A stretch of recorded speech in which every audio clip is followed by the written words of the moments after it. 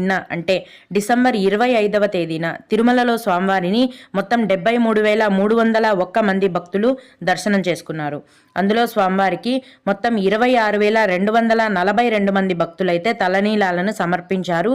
నిన్నటి రోజున తిరుమలలోని శ్రీవారి హుండీ యొక్క ఆదాయం అనేది 4,14,00,000 రూపాయలు. ఈరోజు కూడా ఎటువంటి దర్శనం టికెట్లు లేకుండా నేరుగా భక్తులను ఫ్రీ దర్శనానికి అనుమతిస్తున్నారండి. ఈ విధంగా టికెట్స్ లేకుండా నేరుగా వెళ్లే ఫ్రీ దర్శనానికి దాదాపుగా ఈరోజు 20 గంటల సమయం అనేది పడుతోంది.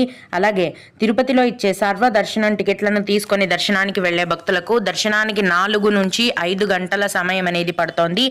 300 రూపాయల దర్శనం టికెట్లు కలిగి ఉన్న భక్తులకు మరియు 500 రూపాయల దర్శనం టికెట్లు కలిగి ఉన్న భక్తులకు దర్శనానికి 4 గంటల సమయం అనేది పడుతోంది. అలాగే ఈ రోజు కూడా చిన్న పిల్లల సుపదం ఇన్ఫాంట్ దర్శనం అనేది ఉందండి.